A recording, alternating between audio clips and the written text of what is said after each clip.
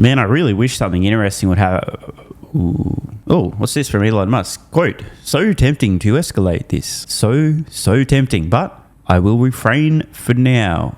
What was this in response to? Are you going to deport Elon Musk? I don't know. I think we'll have to take a look. We might have to put Doge on Elon. You know what Doge is? Doge is the monster that might have to go back and eat Elon. Wouldn't that be terrible?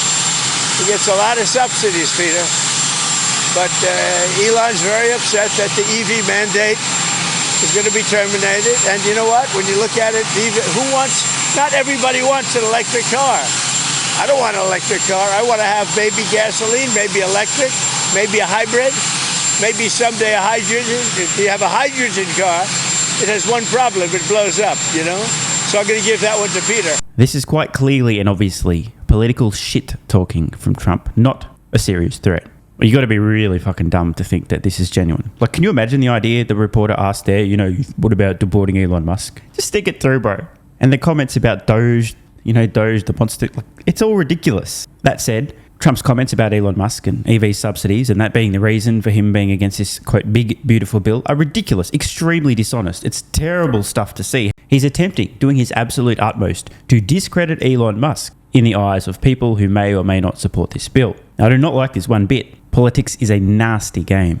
And while I don't like it, and most of you probably don't either, you can't be surprised. What Trump's doing here is obviously politically motivated, an attempt to discredit Elon's comments around this big, beautiful bill, which he's firmly against. We'll talk more about that as to why soon. Trump is outrageously trying to discredit Elon Musk. Oh, the EV mandates are going away. That's why he's mad. So the people then will reflexively dismiss anything Musk has to say about this big, beautiful bill. Oh, well, Elon's only saying that because he's mad about EV mandates going away. That's total bullshit. In fact, Elon's on the record more than a decade consecutively completely against all forms of government subsidies. Fact check. This post from Musk, May 25th, 2013, more than 12 years ago. Quote, yes, am arguing against subsidies and in favour of a tax on the end bad created. Market will then achieve the best solution. What he means by end bad, for example, fossil fuel industry versus electric vehicles, emissions, some form of tax on emissions, therefore you incentivize alternatives, as opposed to subsidizing different technologies. So Musk is on the record, more than a decade,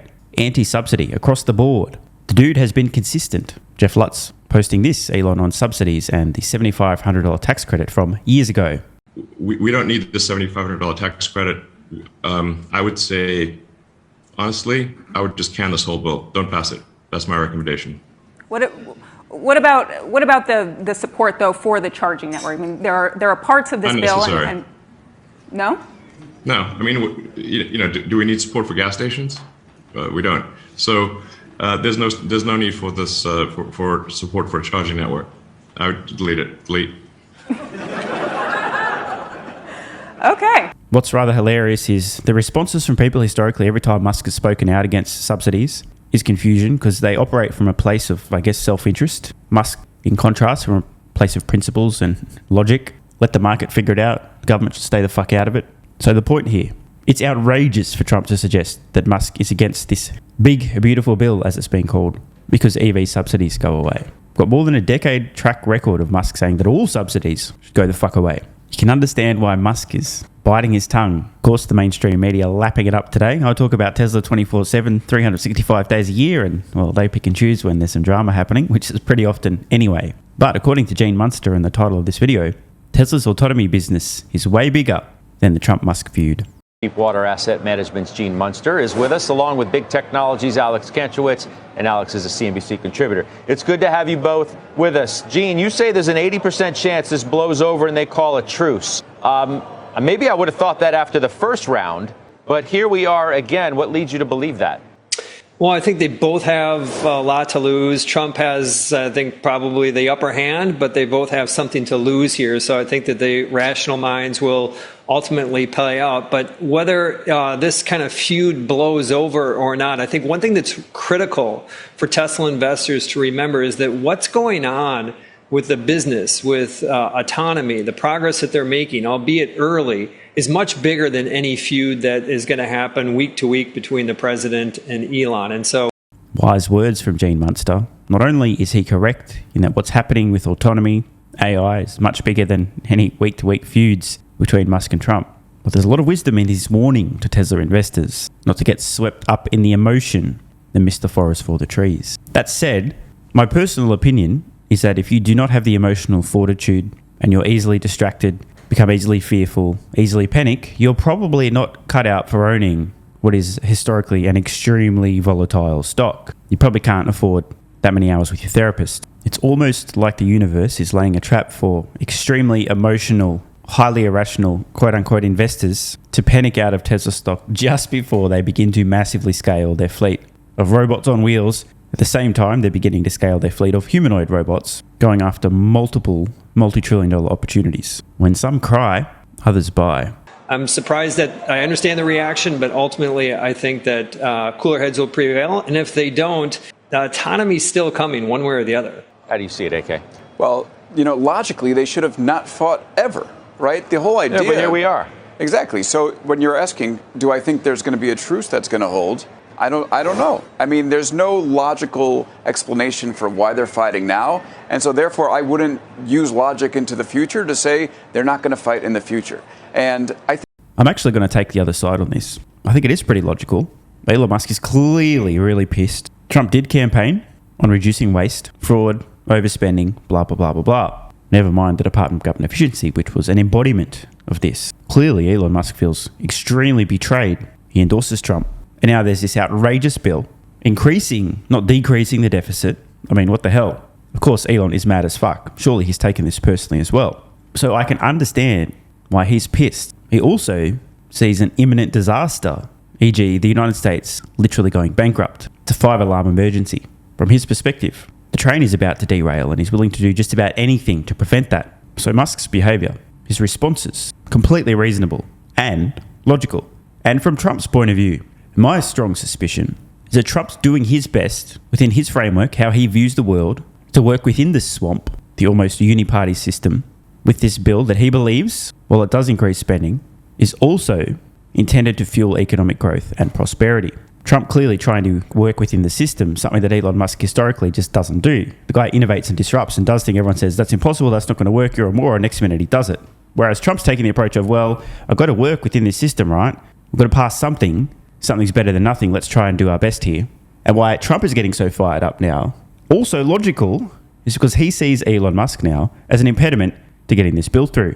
So the jousting between these two men is completely logical and completely understandable if you just think about where they're coming from. I believe this too shall pass. Not to say that Elon isn't going to found the America First Party, but the public feuding between Trump and Musk, I'll be surprised if it doesn't simmer down and they don't patch things up again. But with this big, beautiful bill still pending, could be a white knuckle ride for some time to come.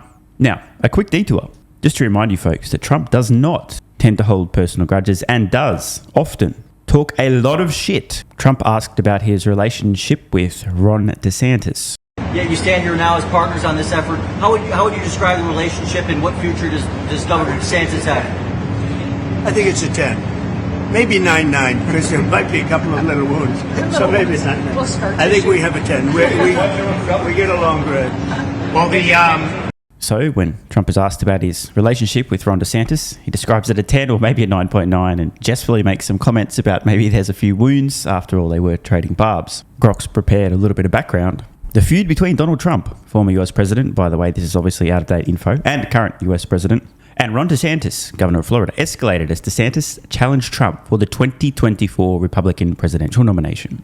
Their rivalry, marked by personal insults and policy disagreements, was widely covered in the news, blah, blah, blah, blah, blah. Now, Grok's put together a few quotes here as well, including this one from Trump on DeSantis. Quote, "The problem with Ron DeSanctimonious is that he needs a personality transplant, and those are not available yet." That's a pretty good insult, gotta say.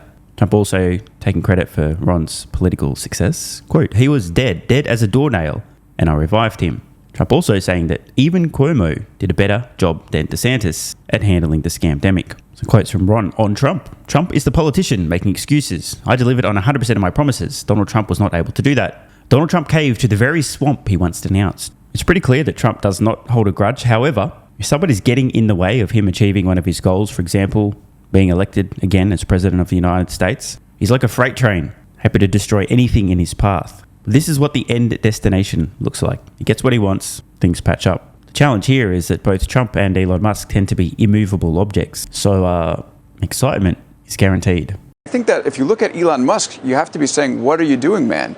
You're jeopardizing not only Tesla, but probably from a larger extent, SpaceX. So it's incumbent upon him to stop antagonizing the president. He's talking about how he's going to potentially form a new political party. I think every Tesla shareholder was relieved when he left the White House and said, I'm going to do something else. And they want him to be out of politics and be focused on his companies. What about the Tesla? So, fact checking here, he said every Tesla shareholder. I'm not one of them. I just couldn't give a fuck either way. If Musk sees something important, go for it, bro. Let Elon. Seems to work out, doesn't it?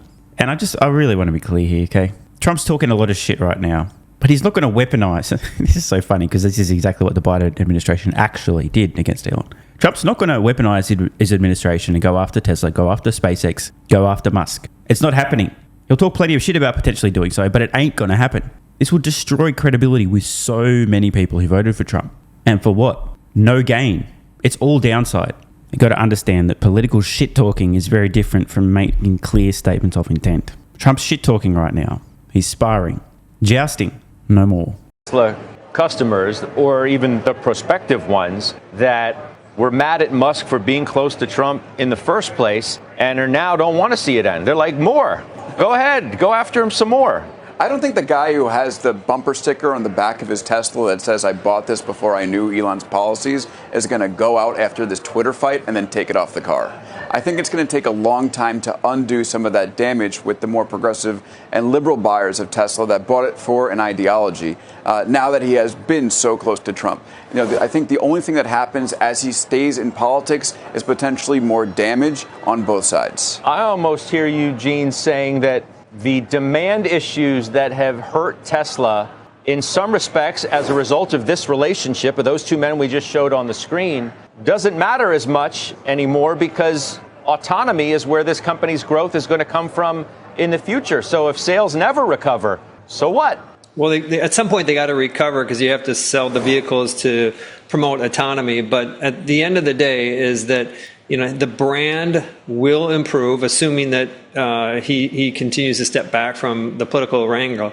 And ultimately, again, I just come back to this. Just to get a snapshot, this is stuff that, people like Alex and I, we obsess about every detail that's going on with these companies and the progress that they're making around autonomy and who's doing what.